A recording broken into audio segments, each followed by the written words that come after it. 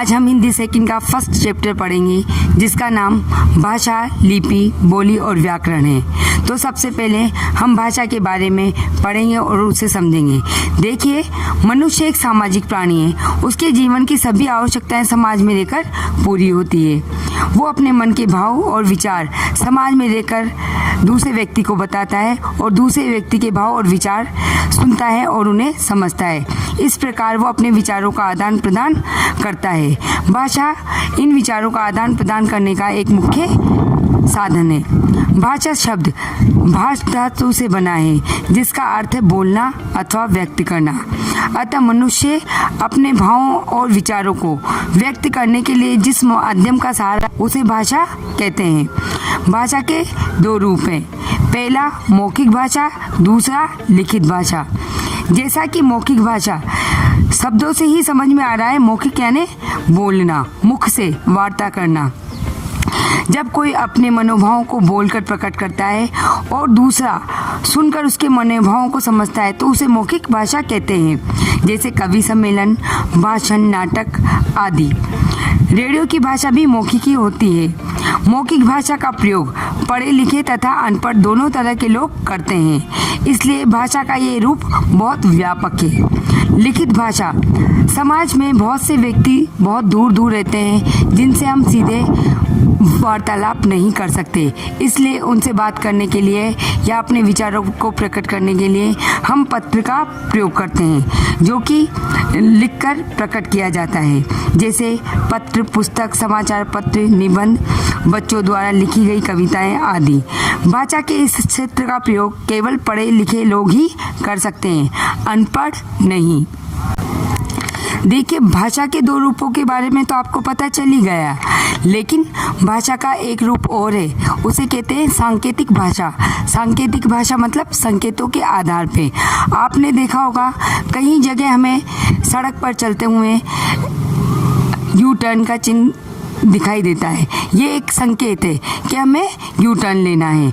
Arrow बने हुए रहते हैं, रेल की पटरी का बना हुआ रहता है, तो उसे देख के हम अपने आप से समझ जाते हैं कि ये क्या है।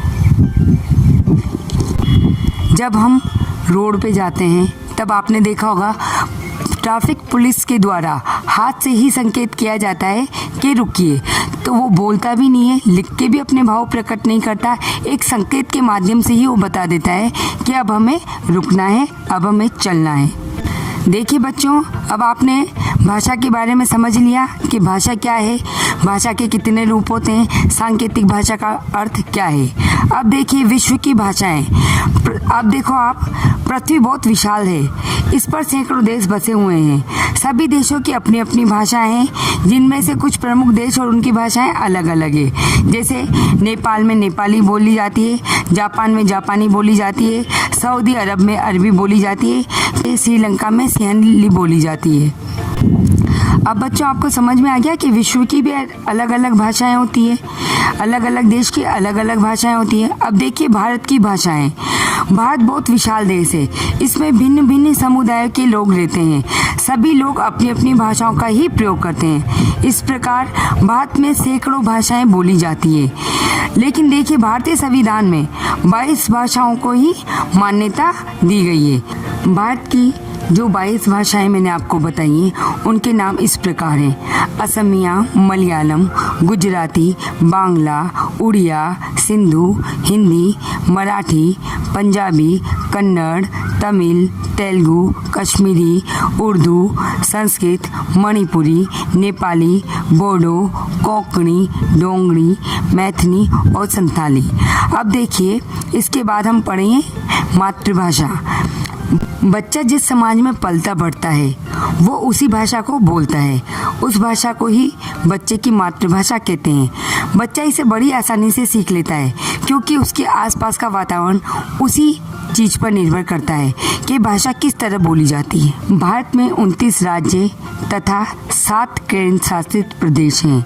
सभी प्रदेशों में लगभग अलग अलग भाषाएं बोली जाती हैं। इन्हीं भाषाओं को प्रादेशिक भाषा कहते हैं। भारत के कुछ राज्य तथा उनमें बोली जाने वाली प्रमुख भाषाएं इस प्रकार हैं, जैसे उत्तर प्रदेश में हिंदी बोली जाती है, कश्मीर में कश्मीरी बोली जाती है, पंजाब में पंजाबी बोली जाती है, महाराष्ट्र में मराठी बोली जाती है। इन्हें ही प्रादेशिक भाषा का नाम दिया गया है।